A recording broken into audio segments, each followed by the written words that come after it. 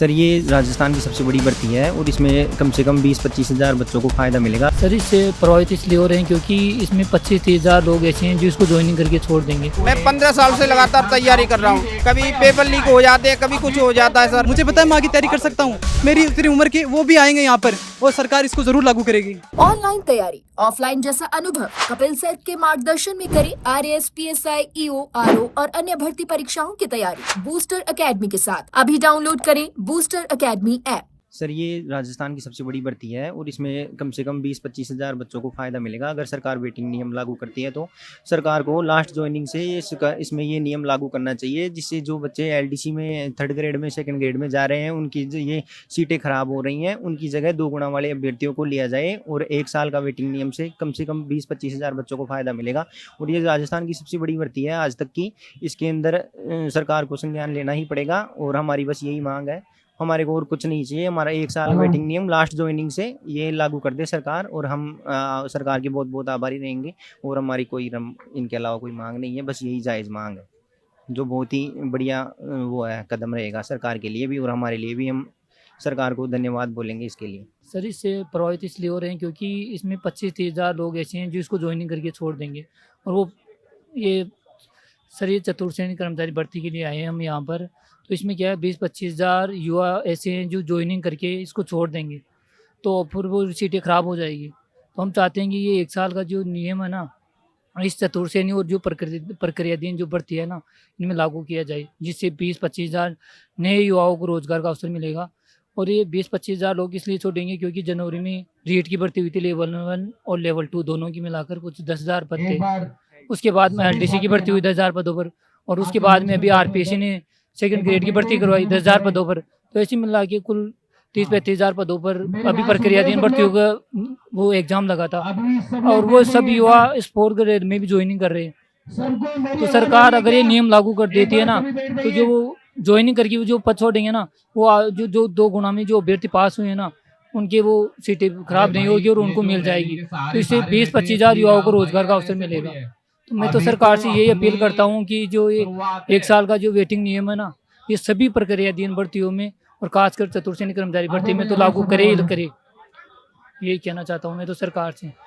और मैं तो सरकार से बहुत दिनों से ये सोशल मीडिया के माध्यम से, आप भी। मेरा नाम रामपाल है सर, मैं धौलपुर से आया हूँ। सर हम कई बार ज्ञापन दे चुके हैं मंत्रियों को 1 ईयर वेटिंग के लिए। सर हमारी एज 40 साल हो गई है, सितंबर में ओवरेज हो जाएंगे। सर मैं 15 साल से लगातार तैयारी कर रहा हूँ, कई बार पॉइंटों से बाहर हो गया हूँ। सर रीट में कभी पेपर लीक हो जाते हैं, कभी कुछ हो जाता है। सर 156 नंबर आए हमारे इस बार और नॉर्मलाइजेशन में हमारे घटा करके 147.64 कर दिए। सर अभी भी हम पॉइंटों से रह रहे हैं। सर अगर ये बैटिंग रूल इसी भर्ती में लागू हो जाएगा तो हमें नौकरी मिल जाएगी।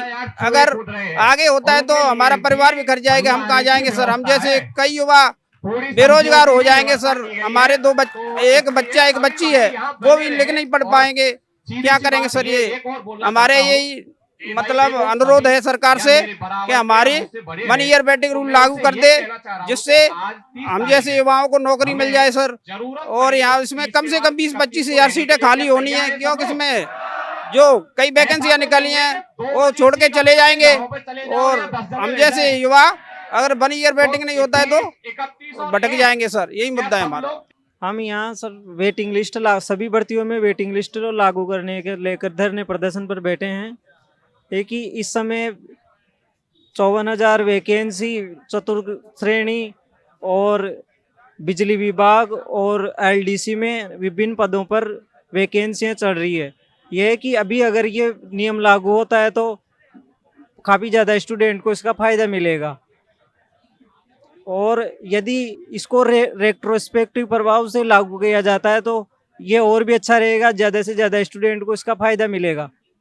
और अगर इसको अभी लागू न करके आगामी साल में या आगे लागू किया जाता है तो आगे इतनी बड़ी वैकेंसियाँ नहीं है कि ज़्यादा से ज़्यादा स्टूडेंट को फ़ायदा मिलेगा। जैसे मुझे भी मैं 0.25 नंबर से रहा हूँ बिजली विभाग में, तो अगर इसका फ़ायदा मुझे अभी नहीं मिलेगा तो मेरी 2 साल बाद में अगर नई वैकेंसी आती है तो मैं ओवरेज हो जाऊँगा, मेरी उम्र 32 साल से ज़्यादा हो जाएगी।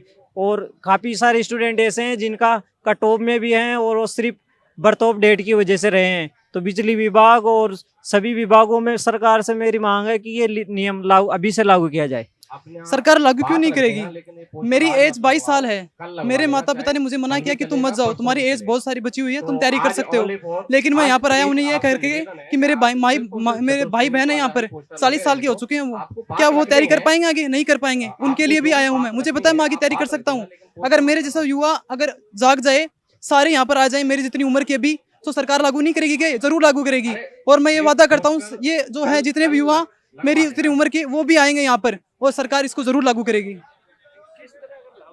कल भी रहेंगे, परसों भी रहेंगे। राहत ये मिलेगी, ये भर्ती 53,000 की है, लेकिन वास्तव में ये भर्ती 20-25 हजार की रह जाएगी। जो और भर्तियां हैं उसमें बच्चे सेलेक्ट हो जाएंगे जो टॉपर हैं, तो यहाँ पर जो और बच्चे बचेंगे वो सिलेक्ट नहीं हो पाएंगे। यहाँ पर सरकार 1 लाख बच्चों का वो करवा रही है, 2 गुना में डीवी करवा रही है। उनका क्या फायदा हुआ डीवी करवाने का? अगर 1 साल का वेटिंग रूल लागू नहीं हुआ तो कितने बच्चे नुकसान में चले जाएंगे।